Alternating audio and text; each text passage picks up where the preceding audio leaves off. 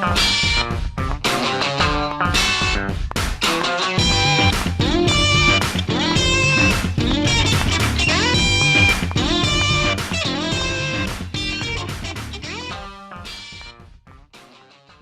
to the RecPoker podcast. My name is Joe Kulas. You can also know me as Joe Cool PhD at times, and I am the individual who runs PsyOps within the RecPoker Nation, or the RECing Crew. Jim Reed, who usually gives us the podcast and goes through things, has decided to give up the microphone today and allow me to present. This is poor judgment on his part, but I got excited when I heard who the guest was who was going to come in, and I said, oh my gosh, winter is coming. And apparently that set off some sort of Canadian alarm, and he has to go stand on a wall someplace. So I'm going to continue to serve as the podcast director for today, and hopefully I don't mess too many things up today. Please bear with me if I should happen to do that. I do want to say thanks for joining us today. We have an excellent guest. We have Brian Winter, also known as the Golden Blazer. I'm going to let him explain what the Golden Blazer is, because honestly, I don't know.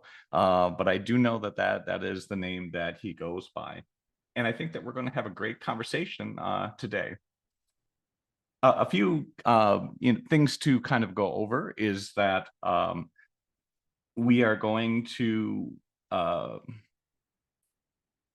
we have a real treat for you to going forward, and we're going to cover the guest, we're going to cover the home game, and all of this is going to go forward as usual. I always want to thank our sponsor, including the Running Aces Hotel, Racetrack, and Casino.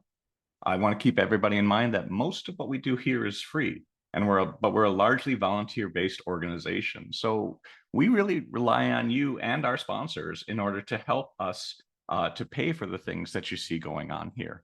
If you want to participate, you can also become a premium member for a meager $15 a month, and that can help support the things that we're doing here at RecPoker and keep providing you the content that you have come to enjoy and come to like. And just because it's the holiday season, we have a special promotion going on.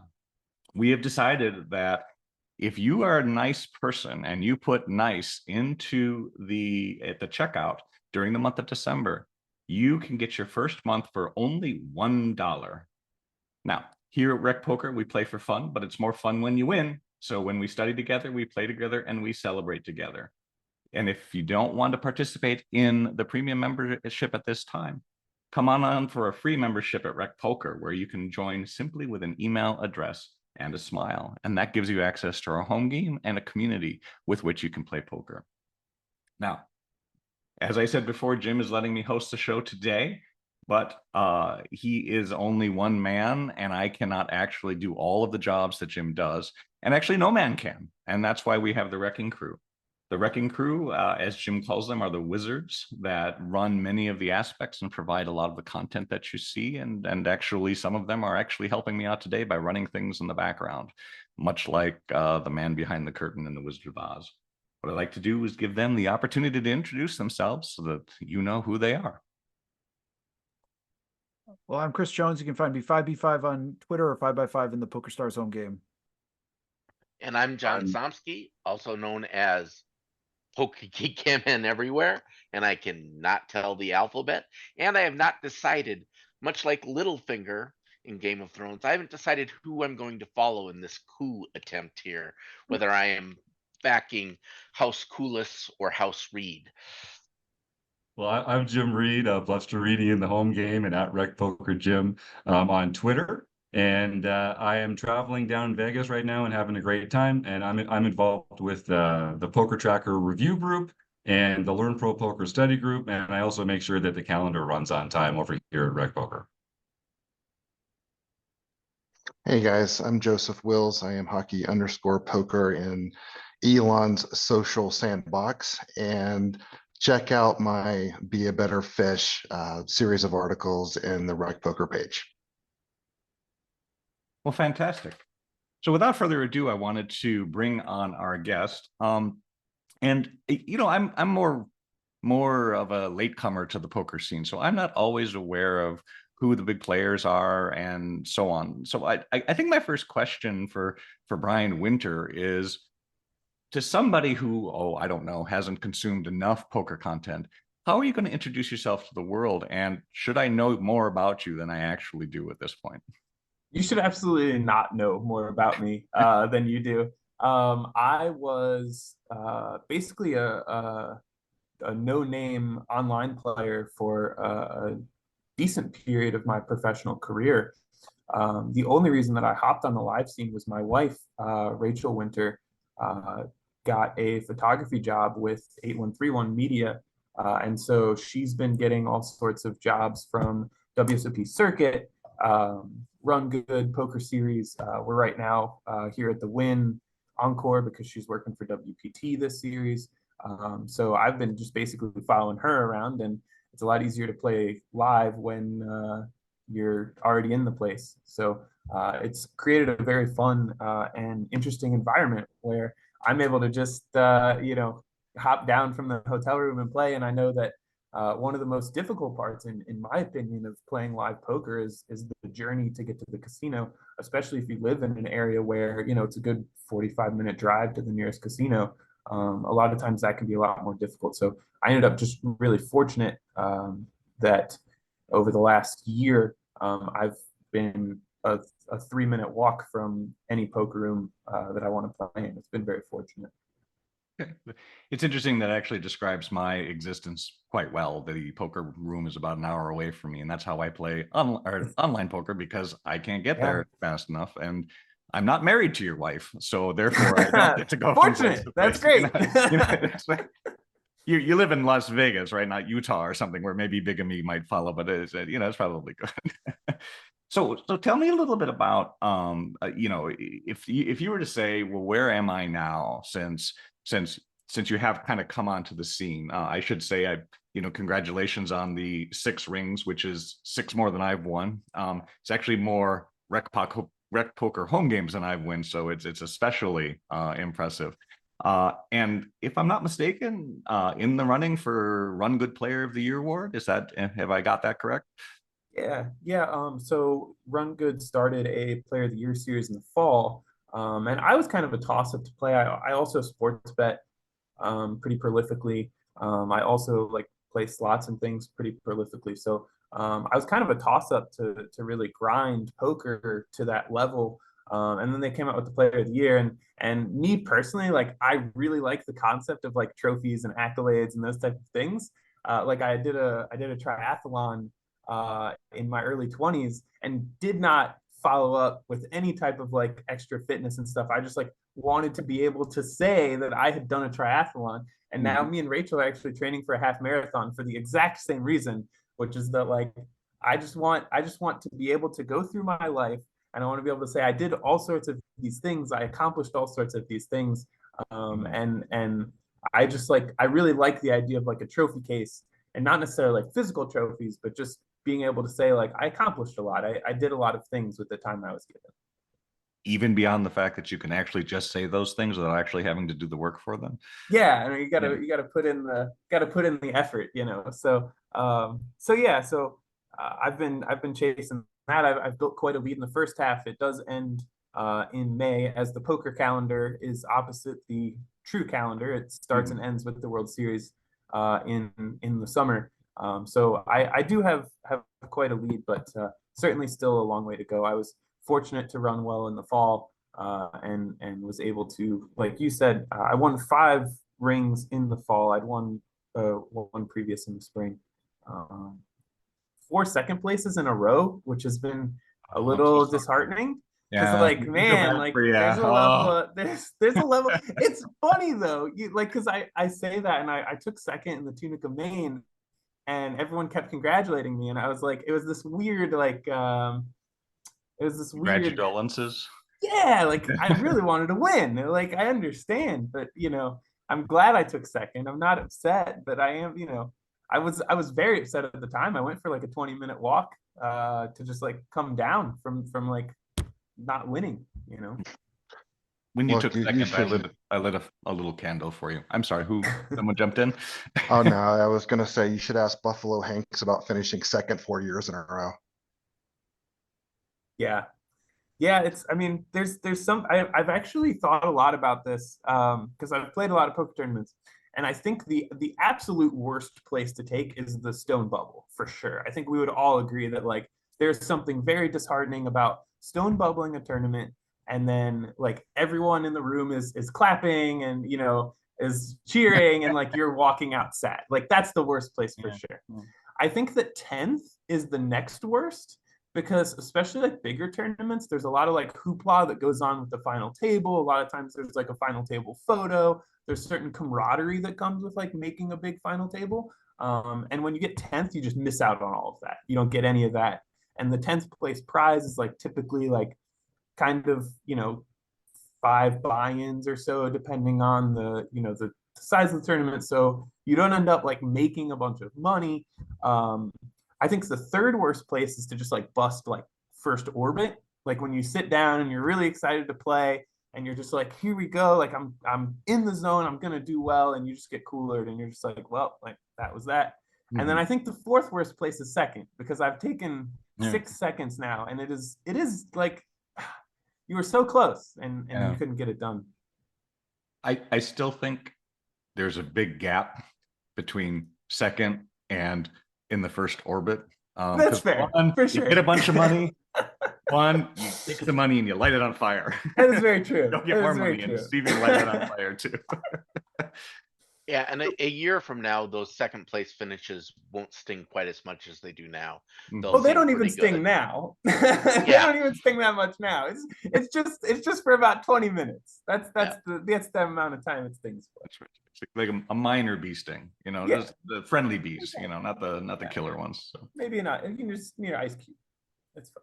So in preparation for today, I did listen to some other lesser quality podcasts to get an idea of of what it is who you are and find some information about. So the interesting thing is that your poker journey comes from teacher in Mississippi. It does, yeah. And from what I understand, part of your reason for taking on poker was to make more money, which I did a little investigation, and a beginning teacher in Mississippi makes $35,000 to $40,000 per year, which, given it's only a 10-month gig and you do a little bit of math, it's like $18 an hour. Does that sound about right? And yeah. Okay. Very impressive preparation, by the way, Joe. That's a lot of work right there, figuring all that out. Very well done. It's a little math. I was actually. Oh, go ahead. Sorry. Well, I was just gonna say. I mean, so some people, it's like, well, I was in a corporate gig and I gave up $100,000 a year and so on. Was it that big of a jump to say, well, I need to make more money by playing poker for you? Was it easier to make that jump because of where you were in terms of what you were doing? And the serious part of the question is, these are very different gigs, right? Working with kids and being a math teacher is different from going and sitting in a junior high, which is really what any poker table is. Yeah. Accurate for sure. Yeah. So when I went down to Mississippi, I graduated from Marquette with a degree in mechanical engineering. And I did not want to, I figured out very quickly, I wasn't interested in mechanical engineering. I was very interested in the math and the theory and all that stuff. But a lot of engineering jobs in practice, especially entry-level engineering jobs, are fairly just repetitive. There's not a lot of like interesting or like mentally engaging, mentally stimulating things. And I'd always wanted to be a basketball coach. And I was like, well, how do I get from where I am here to like where I want to get to? And so I figured out that I could, Mississippi, very poor education system, as I'm sure we're all at least tangentially aware of. So basically, if I got a master's degree from Ole Miss, I could concurrently teach without a teaching degree, because they just need teachers like in the Mississippi Delta area. So I went down there. I actually became a basketball coach my very first year, because the first basketball coach, he ended up punching a locker, and he didn't get fired for it, but they didn't want him being a basketball coach anymore. I think he actually technically quit, but may have been one of those like forced out type of things. So I was a basketball coach down in Mississippi then for 2.5 years. And then I figured I didn't really want to do that either, because what I wanted to do with basketball coaching was like the strategy part, I'm going to line this defense up, I'm going to substitute this player in. And high school basketball, if anyone has done youth sports, is much more hey bud, we got to turn our homework in so we're eligible to play basketball. And so I enjoyed that, but it wasn't necessarily what I was looking for. And so I just ended up kind of playing poker, Tunica, very close to where I was, maybe a 30-40 minute drive. So I ended up playing in Tunica a couple times, and I really enjoyed it. And I recognized that poker was kind of that strategy, that like pure strategy, pure skill thing I was looking for, that I really wanted to experiment with. And so I've been doing that professionally now for about 4 years, but recreationally for probably about 1.5 years, 2 years before that, just because I didn't want to turn professional without the knowledge that I would be successful. So when you say Marquette, you is Marquette, Milwaukee, right? Yeah. This would explain the lack of accent. Did you grow up in Wisconsin or in the I Midwest? did not, no. Oh. Well, I grew up in Ohio, Cincinnati, Ohio. Okay. But I don't have the Wisconsin.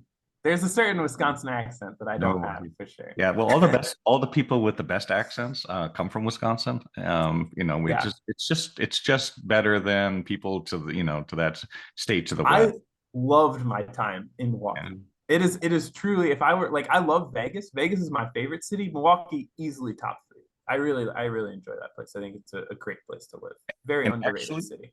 The best people in the world born in Milwaukee. I believe that too. I believe that. I know plenty of people from Milwaukee. It's absolutely true. Yeah, no. So what would you say, we're rec poker, right? I mean, I don't think we have any professional players kind of on our rolls necessarily. Maybe we do, but not a whole heck of a lot. What was the hardest thing moving for you from that recreational setting to saying, you know what, this is what I'm going to bring all my money in from? I guess that would be the hardest thing for me, but what was the most difficult thing for you? So no, it is the pretty obvious answer, which is that there's no one depositing money in your bank account every week or every 2 weeks. And there's a certain level of fear that comes with, I have to find my own health insurance. I'm not getting health insurance through an employer. I don't have retirement money being matched or things like that. There's a whole, it's very easy to look at the streams, and of course they're always streaming the high stakes cash games, and they're streaming the big final tables, and so you're watching people play for 6-7 figures, but it's a lot more grindy than I think people recognize. And there's a certain level of financial stability that is not necessarily there for a professional. Of course, once you get into the super higher ranks, right? Like I'm sure like Jason Kuhn is not terribly worried about his health insurance. But there's kind of a second tier where it's like, yeah, like, if I'm in for 6 bullets in a 1K, like that starts to wear on your brain a little bit, for sure. Well, Jason Kuhn works out, I think, like a monster, so he may be health insurance. I mean, I don't know, but he doesn't need it. He's good to go.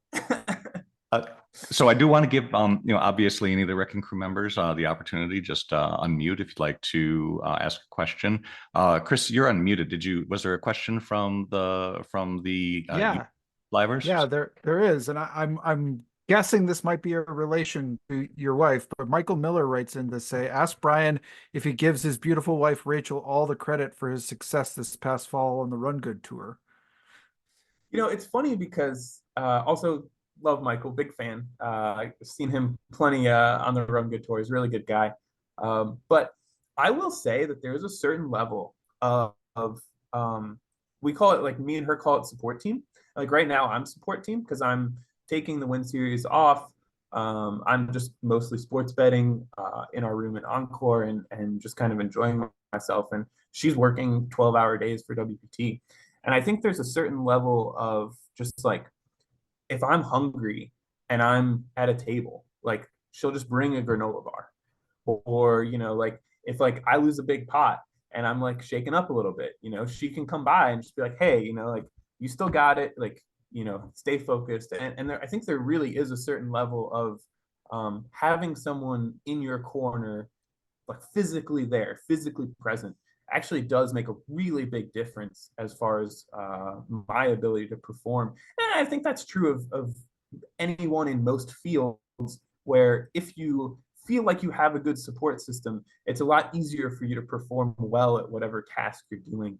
And so I'm just really fortunate that I do get that. But I realize Michael Miller's question is like mostly in jest, but I do think that there actually is absolutely something to that. So, and let me follow up. If I'm not mistaken, your wife is also the person who took maybe the most iconic final table photo of all time. But my question for you is, has she ever taken a photo of you at a final table or a final table win? And why wasn't your photo that good? Well, it's funny.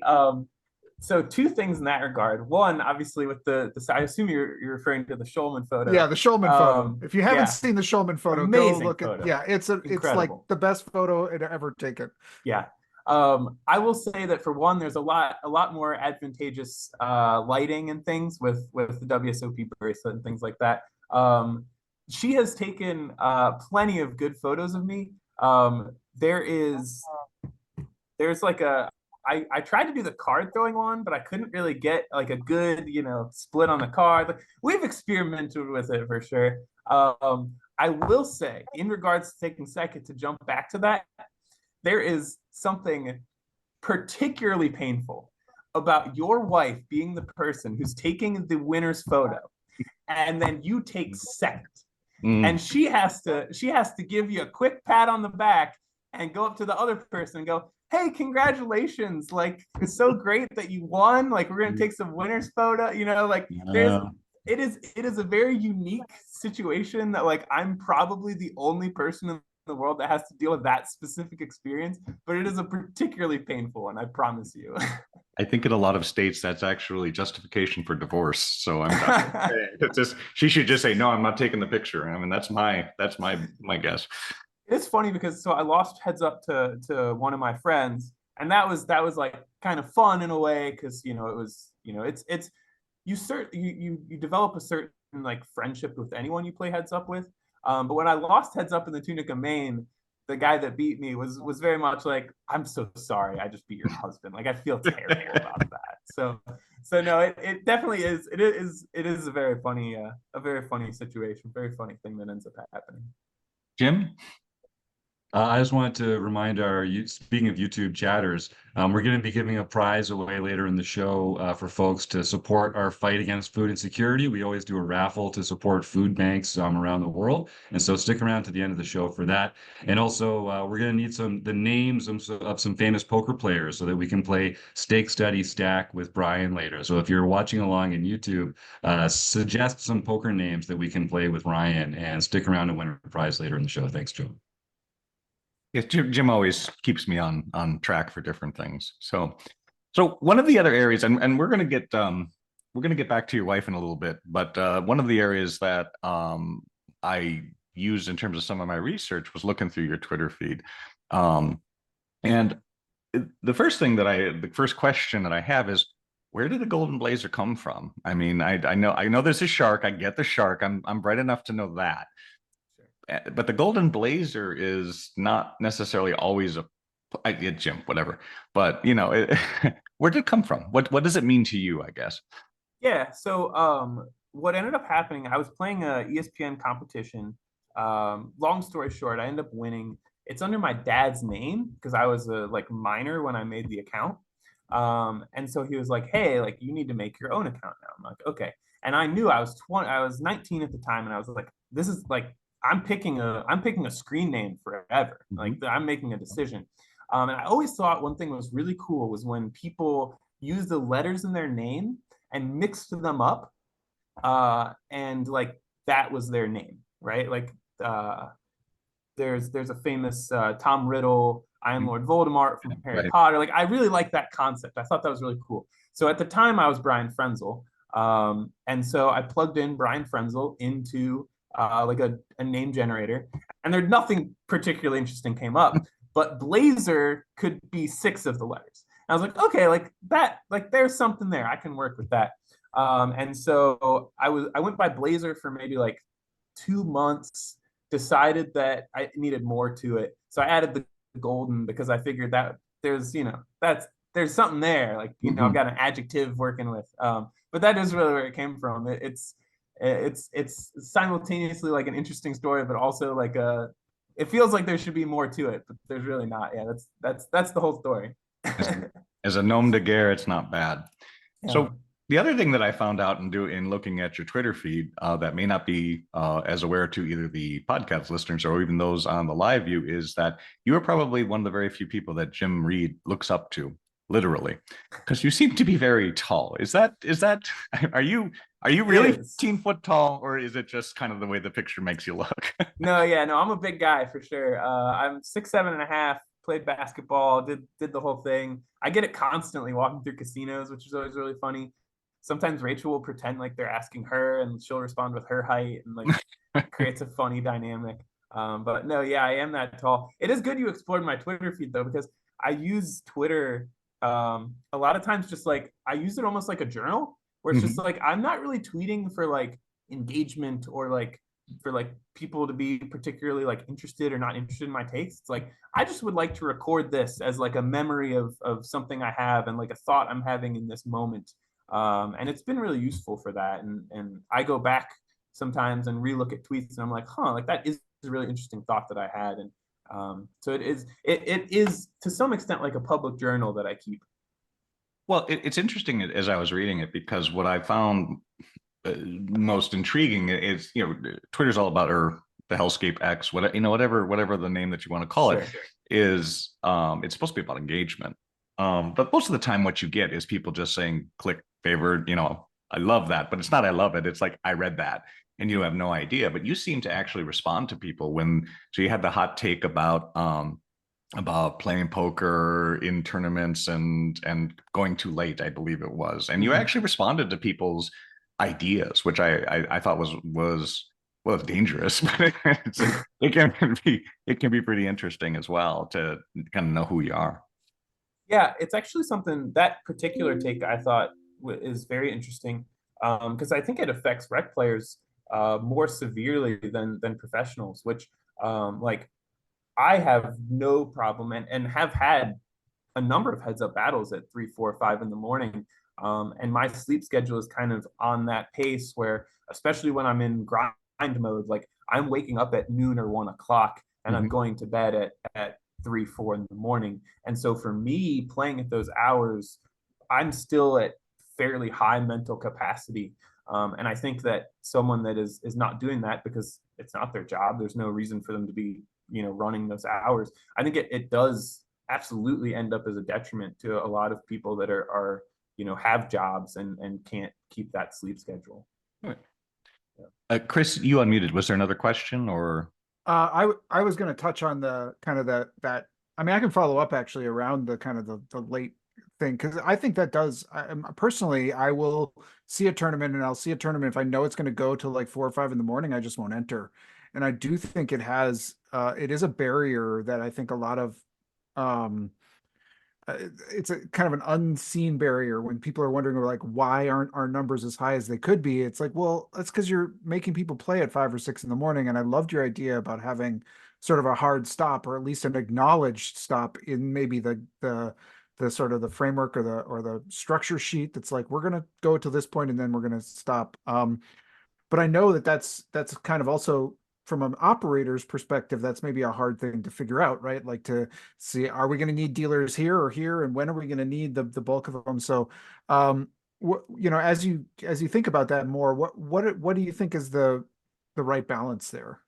Yeah, so there's kind of two pieces to it, right? Because on the one hand, like it makes sense to stop at 2 a.m. if people are winded and whatever, but that means you have to set a comeback time. And if somebody has a full-time job and, we played Sunday night till 2 a.m., you got to take off work or figure something out. So I don't think it's like 100%, I wasn't intending it to be 100% fleshed out solution when I posted that, because I think it would only work for like larger multi-flight tournaments where, if we're coming back at noon because we've got a final table and there's 200,000 up top, I think people will be able to get a day off work for that fairly easily. I don't think the same thing is true if it's, you know, a $5,000 first place prize and sixth is going to take $800, right? So I think there's certainly some nuance to be had in that as well. I think it largely also would only work for like tournament series, like you mentioned, you know, as far as dealers and you know, room staffing and things like that. In a series, there's people there, right? There's probably another day one going on that day, so pulling one table is not really a big deal. And then of course, like I think that daily tournaments and things like that still for sure run fine. My issue, honestly, if I'm being honest, and this wasn't something that I really fleshed out in the tweet, and wasn't really something that really ended up getting conversed much in the replies, but I think it's more a tournament structure issue. I think that there's been so much emphasis on like having a lot of chips and having a lot of play, and not really realizing that the consequences of that are these tournaments have to go until 4 or 5 a.m. to finish. And I think, you know, skipping a level or two here, you know, making the starting stack 15K instead of 20K, or, you know, 20K instead of 30K, there are small shifts that can be done in the way a tournament is set up in order to make it end 2 hours earlier, because there's a massive difference between 2 a.m. and 4 a.m. in my mind. And in that regard as well, I think that poker in its current form, right, in its like modern, like post moneymaker age, is still really new. We're still kind of inventing new games. We're still kind of playing with the way satellites should run. I know milestone satellites have like kind of started to pick up some steam. I know like the concept of PKOs is like fairly fresh, like probably only a couple years old, or, you know, certainly maybe not a couple years old, but like come into prominence over the last couple of years. So there's still a lot of exploration to be done as far as how we should run things as a poker community. And I would hate for us to just like, all right, like we'll just call it here, like this is good enough as far as experimenting with different ways that we can run tournaments and run, you know, structures and things like that. So I just want to remind those on the live stream to get your questions in when we have a little bit of time left with the Golden Blazer that we'd like to answer questions that you have. So I wanted to get back though to your wife's Twitter feed, which yours is nice, but hers is interesting. In addition to some very cute pictures of, I don't know, you poking your head out of some sheet in the room that's white. There's also a picture of something that she posted and said, if you know, you know. And I'd like to know what it is, but I'm not actually going to force you to. I gotta look it up. answer. So I'm not 100% sure what photo you're referring to. Let me look. It looks like this little device that has this little brush on the end of it. And oh, yeah. No, so that's not anywhere near as interesting as you might think it is. It's like a ear cleaner. So, you know, you're not supposed to like put your, like, you're not supposed to put Q-tips in your ears to clean them out. So it's like a little like scoopy device with a camera that you like, there's an app, you hook it up, and so you can like look inside your ear with your phone and like scoop earwax out. Yeah, I know. It's not anything as interesting as you might think it might be. Sure. Good cover, whatever. We don't believe you. But anyway. But in reading her feed, which is a great feed, by the way, I mean, yours is great and hers is great as well. There are lots of great pictures there, some things that I think that of day-to-day poker stuff that you don't see. You met her in 2020 and you're a newlywed, right? You got married this year. September. Yeah, in September. So, September night is not even 4 months. I mean, Yep. That's, well, congratulations from all of us here. But that's the question that, you know, the personal question. I did warn you ahead of time. You're traveling around with a newlywed from place to place, and you've made this decision to.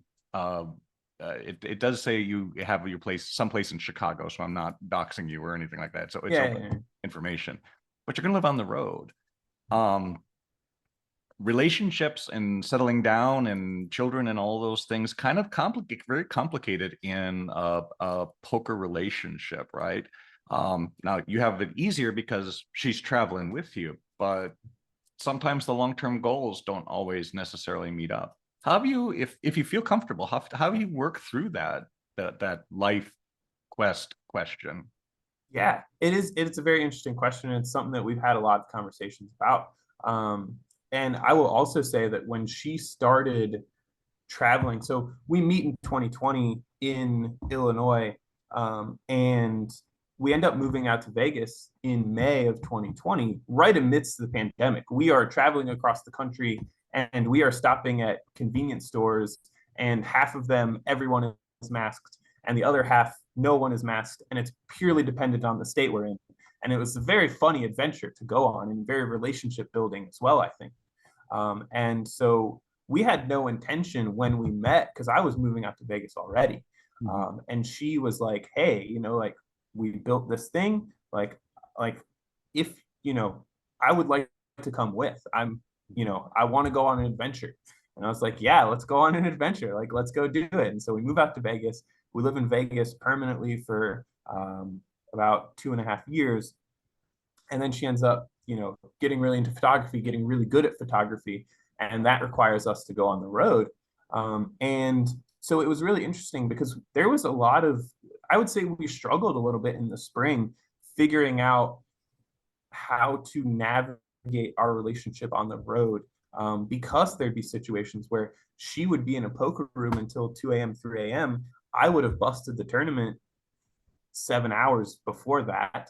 And in the spring, a lot of times I was just hanging out in the poker room, and it was a very unhealthy situation for me, especially when I would, you know, soft bubble a tournament.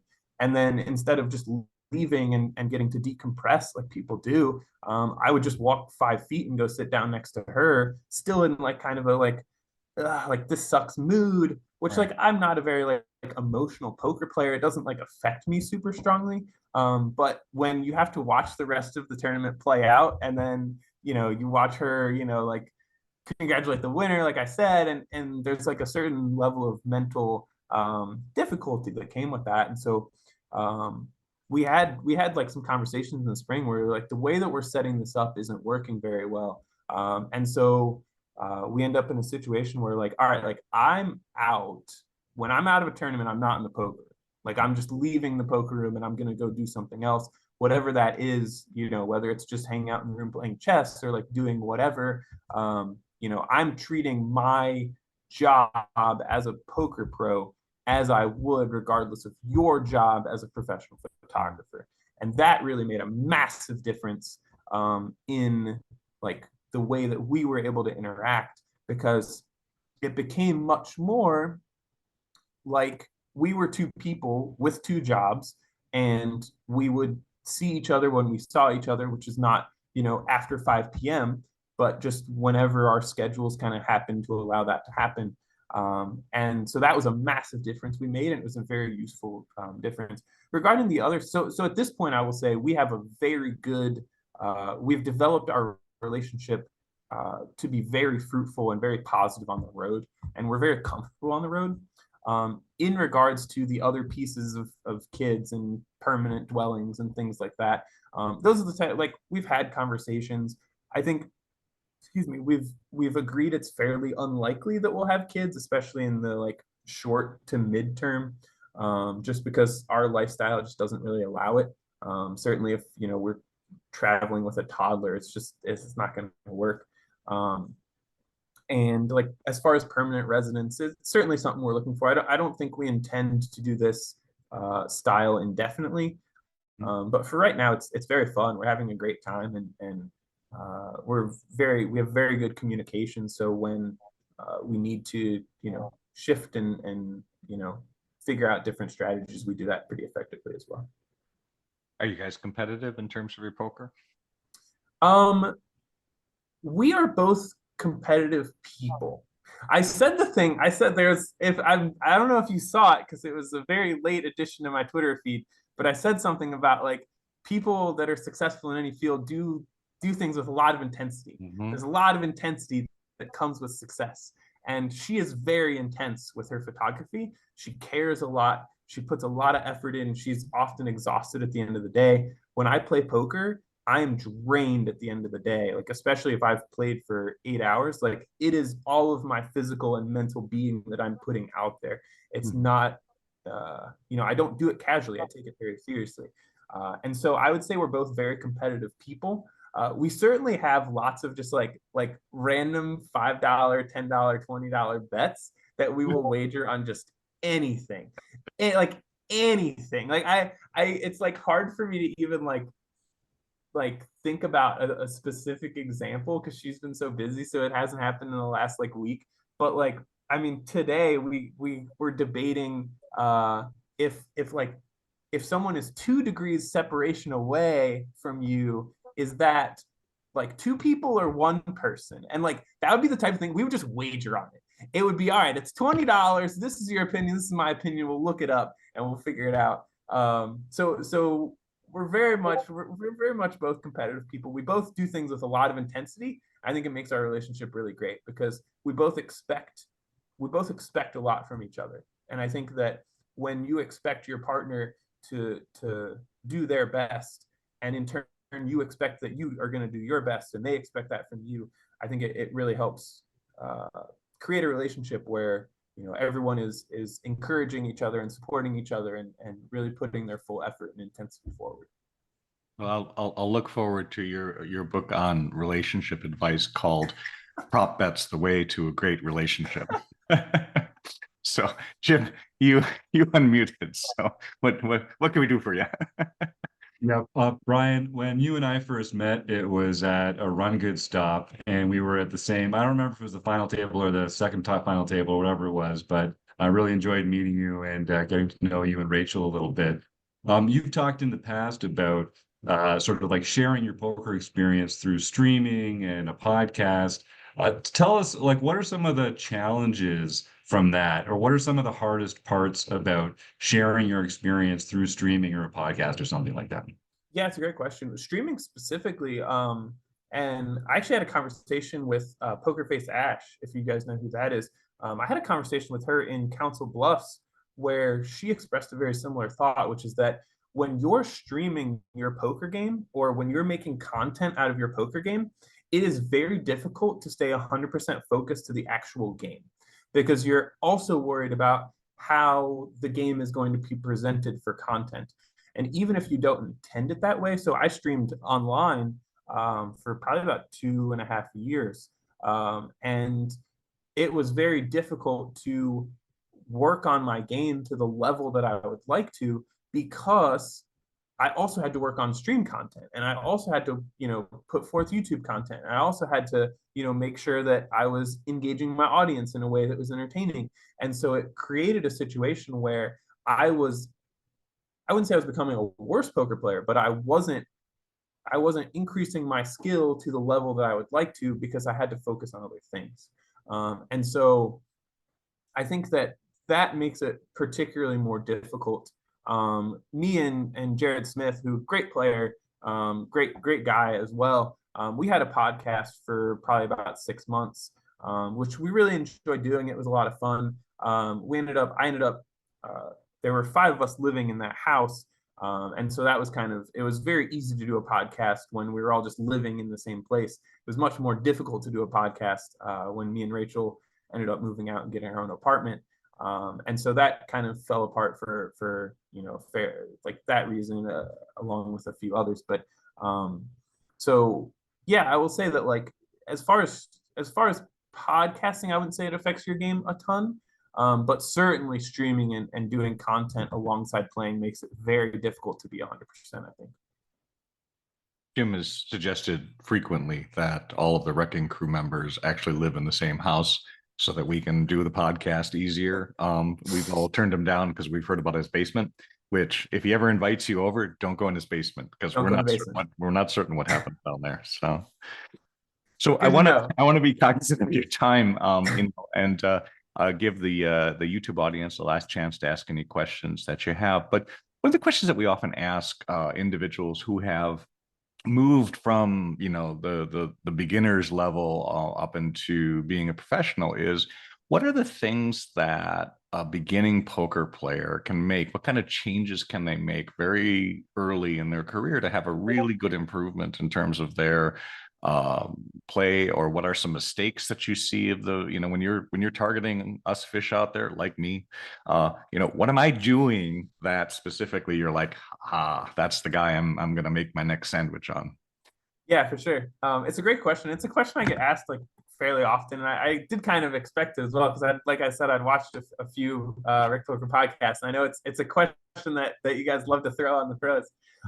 The biggest piece of advice, and I always say this, is play fewer hands and play them more aggressively than you currently do. It is very difficult for a professional, especially in a tournament, to figure out if someone is just waking up with a lot of hands and that's why they keep raising and like, check raising me and tripling off into me. It's very difficult to figure out in enough time to make it meaningful in a tournament, to figure out if someone's playing aggressively because they just keep having it, or if they're playing aggressively because they're just an aggressive player. And I will also say, like, the studying I've done, because I run solvers and I run, all sorts of stuff like that. And I'm not gonna like bore you with like the content of that, but optimal play is very aggressive. Optimal play is check raising a lot, is raising C bets a lot, is betting a lot. Optimal play doesn't really like to like check and call very, very much. And I think that recreational poker players have a tendency to call and check a lot more than they're supposed to. And I'll also say, like, it's a way more fun way to play the game when you put a pro in the tank. It is like, I enjoy that. Like, I have a great time. I was if you guys know Preston McEwen, who is second right now in GPI mid major. I had a hand in St. Louis where I tripled off as a bluff and I put him in the tank. And I was like, man, like, this is fun. Like, he ended up calling, but like, regardless, I was like, man, like, I'm having a great time because you are an extremely good player and you are just in the blender right now. Like, it is so much fun. And I imagine that as a recreational poker player, it'd be even more fun to be like, oh, yeah, buddy, you think you're a hot shot? Like, guess what? You got to make a decision here. You don't know what I have. So I would say that, like, that would be the biggest piece of information, like the biggest useful tip I would give is just like just have fun and play aggressively, because that gives you a chance to win too. It's a lot easier to win a tournament if you're getting your chips in the middle, than if you're folding a lot and folding down to blinds and stuff. Your answer kind of makes me think of a follow-up. Is So you've moved from the mean streets of Mississippi into the live streets of Las Vegas and are playing, high buy-in events. And you got the six rings. I'm trying to build you up here because, I appreciate it. Yeah, player of the year opportunities. I mean, that a lot of recreational players won't see. But the advice that we get often is, well, it's the same cards, right? Everybody gets the same two cards, and Sure. it's in the middle and different things. How different? I mean, so when you look at learning curves, for instance, or in terms of mastery curves, you will often see that the biggest improvements are often seen at the very beginning. And then you have the tapering off of expertise. I'm not asking you to put yourself in the construct of where you fall in the poker world, because I don't know how you measure that. But at what point do you see players not being that fundamentally much different than what the pros are in terms of the knowledge that they have? Where's that sweet spot where you start really being able to be within reaching distance of the pros that we would come into contact with?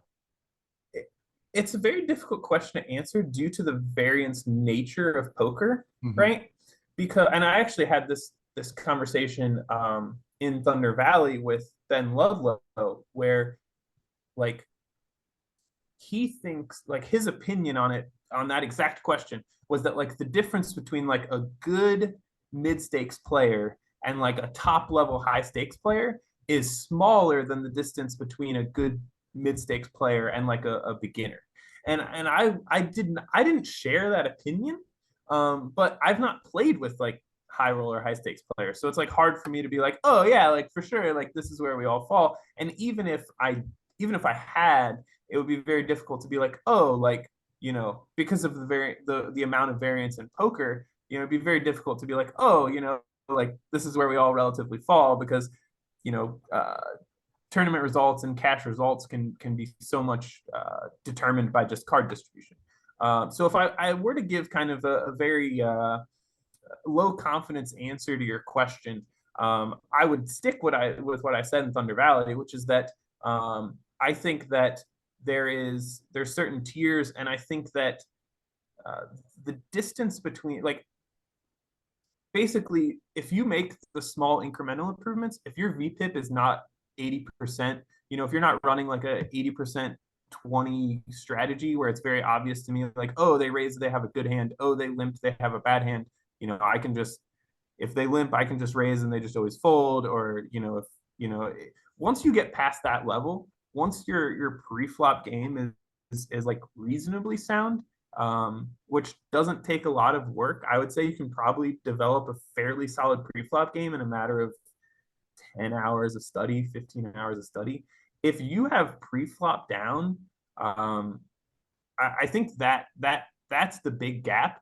But once you have that, how often are you really seeing, like, I posted a tweet about, like, one of the biggest steps you can take is like figuring out check raise river bluffs. Like, when or where do those fall? And like, but like, how often are you really gonna like have an opportunity to check raise river bluff? Like, I play nearly every single day, and it probably is like 3 times a month that I'm in a spot where I need to check raise river bluff. And so if you're playing for fun, it's going to be maybe once a year. And so if you miss that spot, the amount of equity, the amount of money you're missing out on is like relatively minuscule compared to like, oh, like, should I be raising king 3 suited on the button? Because that's a spot you're going to run into a lot. Like, you're going to get king 3 suited on the button. And if you're making that mistake, that's a mistake you're going to that's a situation you're going to face far more often than, a complicated river decision. Yeah, I think that, my review of solver information it kind of opened my eyes and speaks to what you're talking about, is the slight differences in EV gain sometimes, that playing something one way or the other, or bet sizing differences. You're not making millions of dollars by knowing, a third pot or a six or a 2/3 pot bet size, or even a Smith 6 pot size. I don't think anybody's doing that. So maybe that's the next exploit that you can try. I'd love to talk more about that, but we are kind of running into time. I have one more question. I guess it's last call for any questions on YouTube chat. My question is, since you have decided to take the plunge and become a peanut butter and jelly aficionado, what is it that makes a good peanut butter and jelly sandwich for the Golden Blazer? It's a great question. And let me tell you that Rachel makes incredible peanut butter and jelly sandwiches. And I think there's 2 important aspects that you need to keep in mind. And I'll be curious to see if Jim would agree, or because I know he also is is a connoisseur of a good peanut butter and jelly.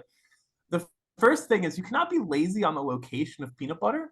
I think a lot of times when people make a peanut butter and jelly sandwich, they make it very quickly, and it's a very centrally concentrated peanut butter distribution, and then the edges end up being very, either sometimes even no peanut butter, which is just a disaster, of course. And then the second piece is very important, is peanut buttering both sides of the bread. I think a lot of times people just peanut butter a single side and then they jelly the other side.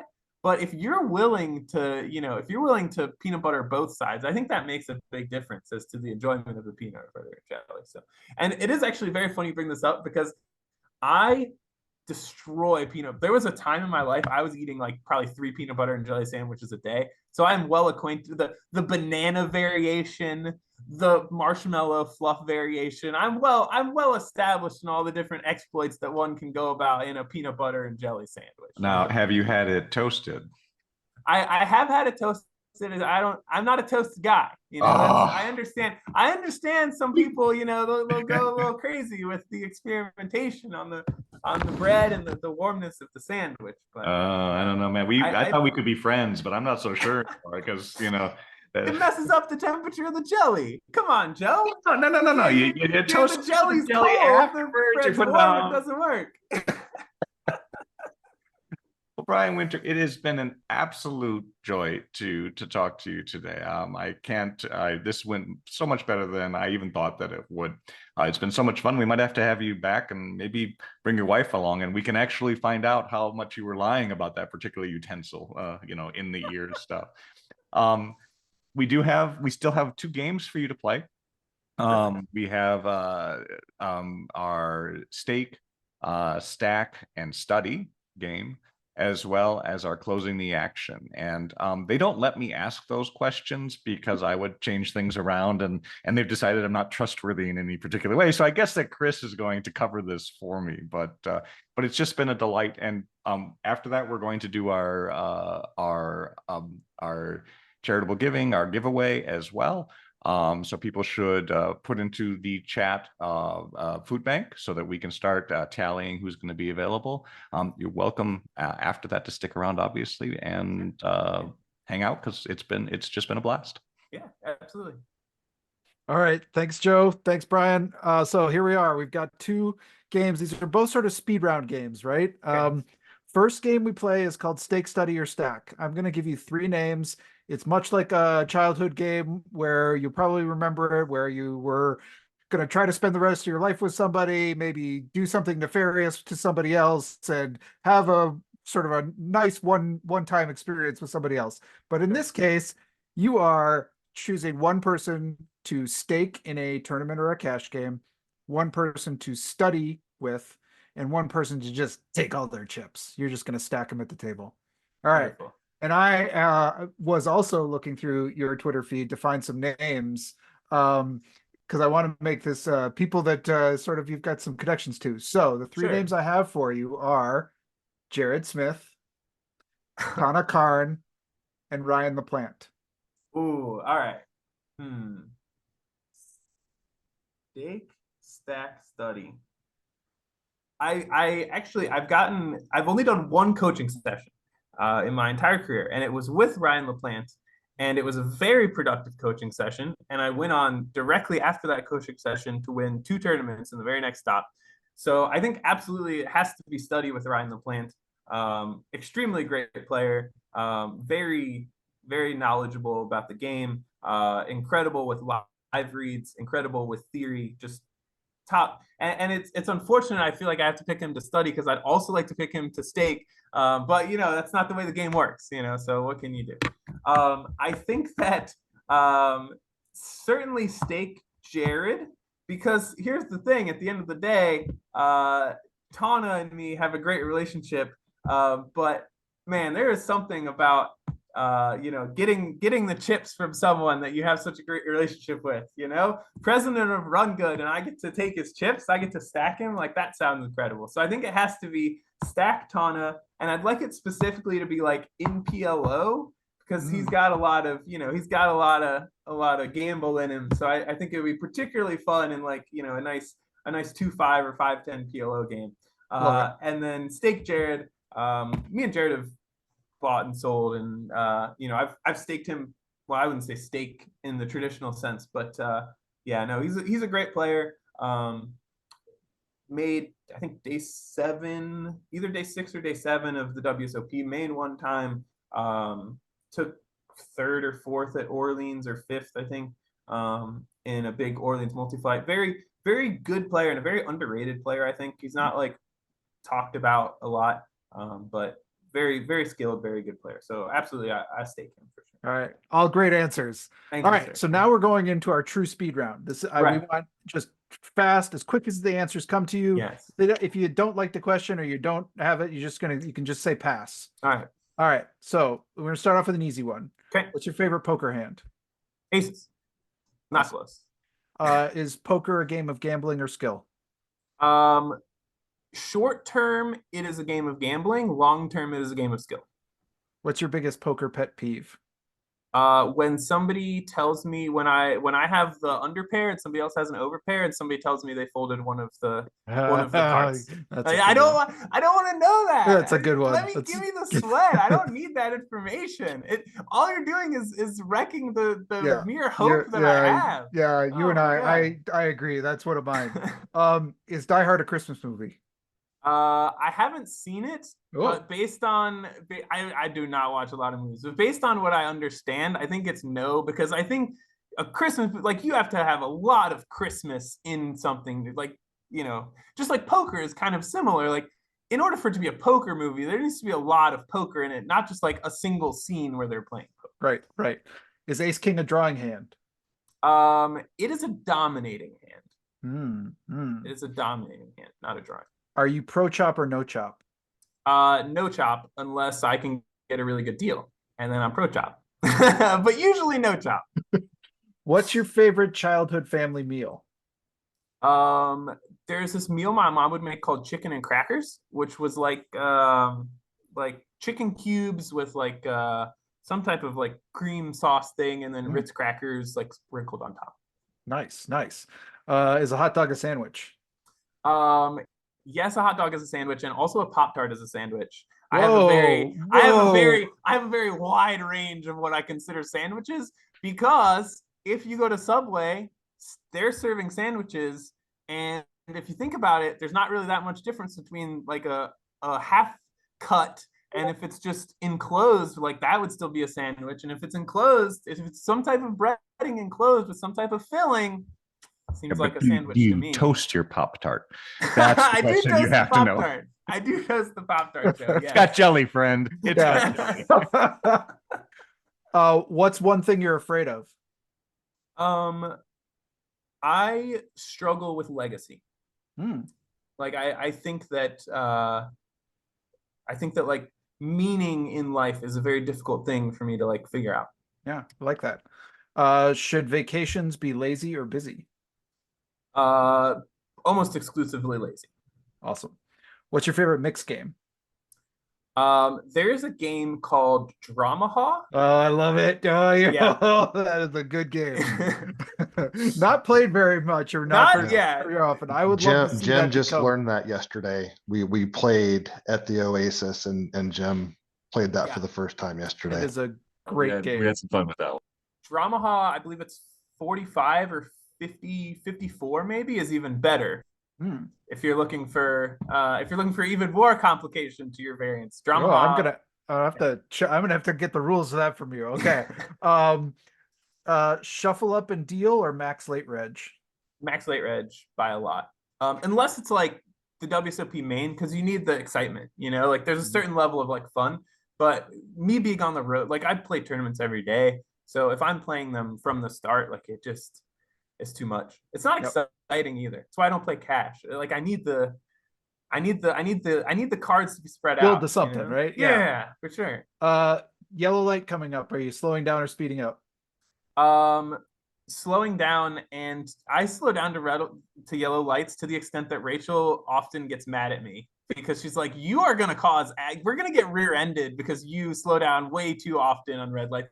And Vegas especially, we call them Vegas yellows. I think the Vegas yellow lights have a particularly long amount of time compared to other places I've been.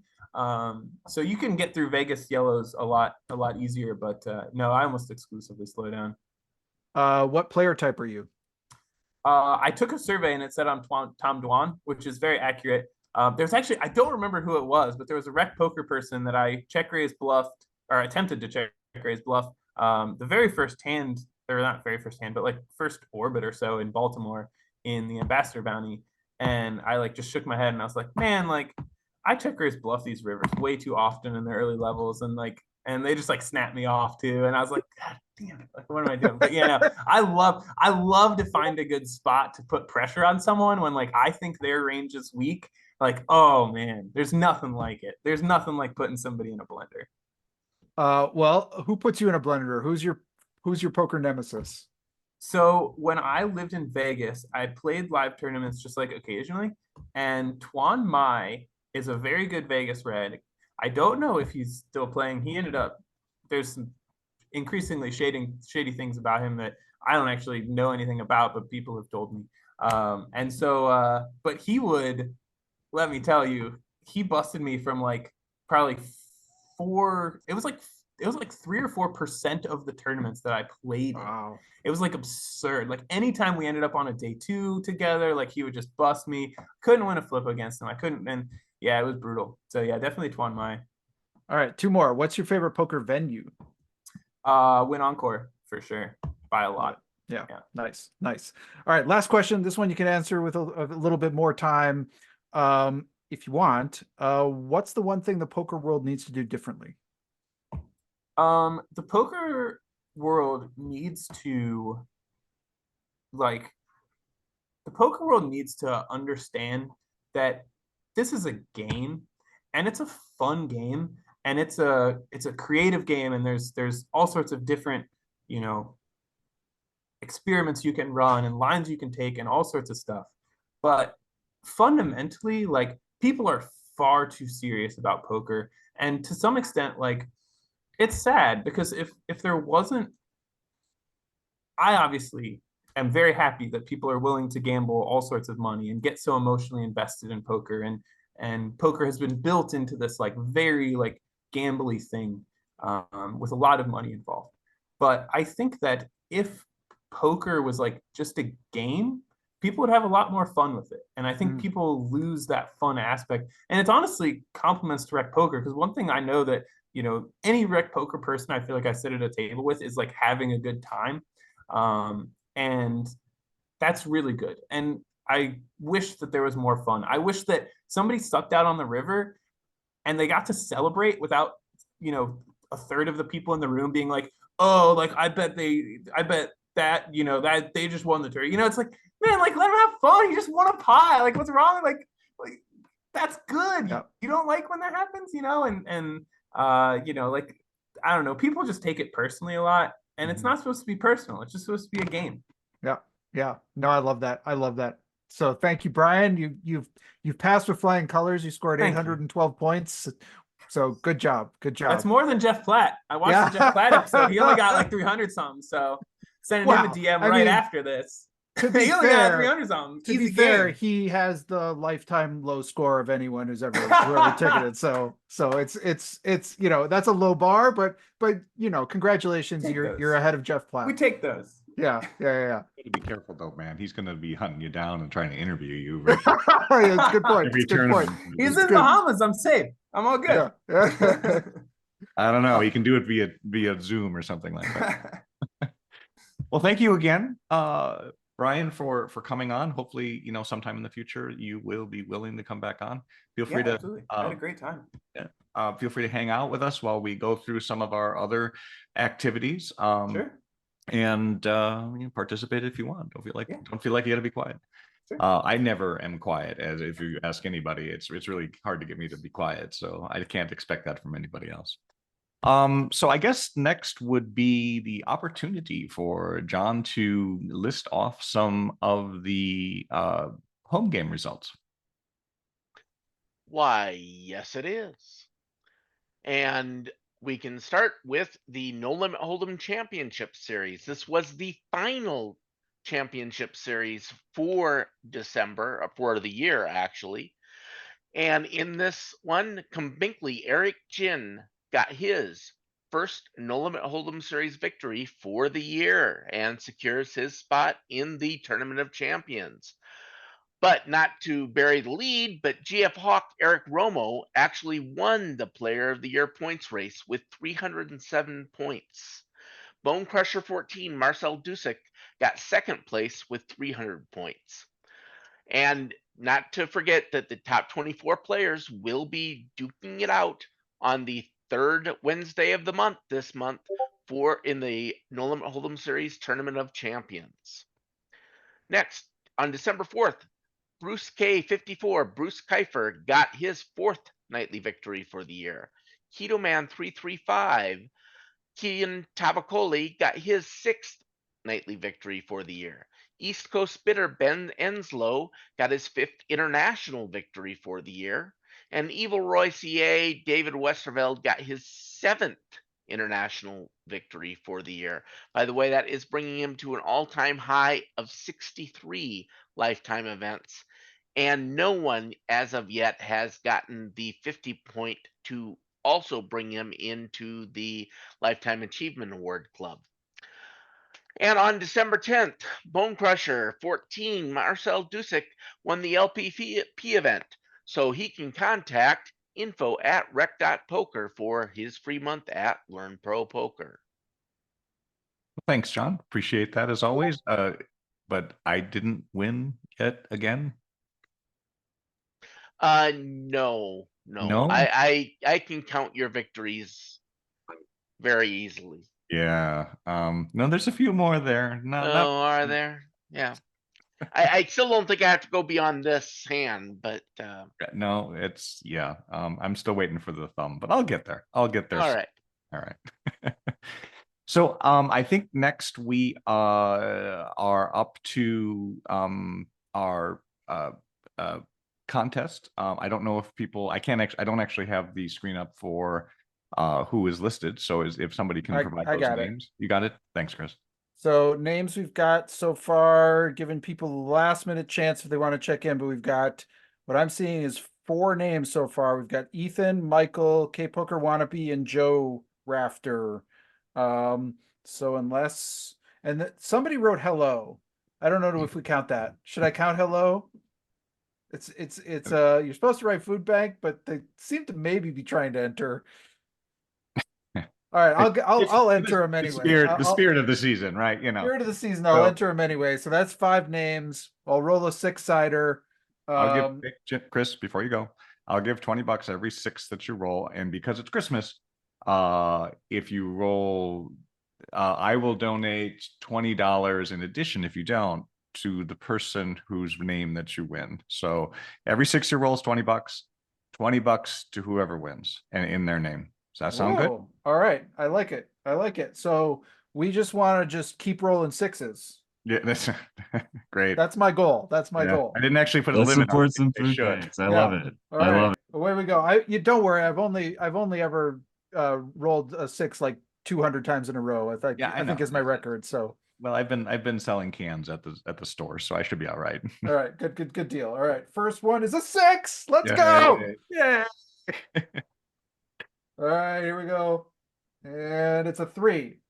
A 3 gives us to K Poker Wannabe. K Poker Wannabe, $20 in K Poker Wannabe. And what are we sending them? Actually, I don't think is it the usual, Jim? If they're already if they're not already a RecPoker premium member, they've won a free month at RecPoker. And if they are, one of the perks of being a RecPoker premium member for only $15 a month, use the code NICE this month to get your first month for only $1. They actually unlock a whole new tier of prizes, a month at Learn Pro Poker, PokerCoaching.com, Tournament Poker Edge, and a bunch of other great sites that we work with through our Learning with Partners program. So send that email to info@rec.poker and we'll get a prize off to you in no time, Ron. And it's Ron Payton is the name, Joe, that you can make that donation under. Thank you so much for your generosity, pal.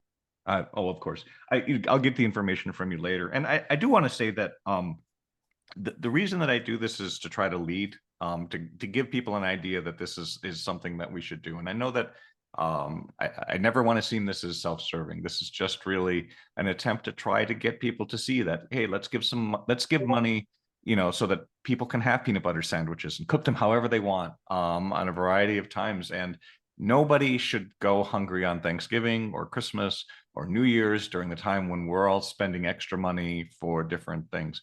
You would be stunned at how little it takes. $5 can buy a lot of food for an individual for a long period of time. And if you've ever been poor, if you've ever been on the streets, if you've ever been needing that money or needing that food, it doesn't take a lot. And if all of us give just a little, we can make a pretty big dent in hunger in the United States and Canada. So, I absolutely encourage people to do it, and hope you'll just follow all of us here. I think that covers it, Jim. Is there anything I missed? I'm getting the thumbs up of you have completed all the tasks for today. I will await the $10,000 check that I was promised for hosting today. I'm sure it will come in the mail quite quickly.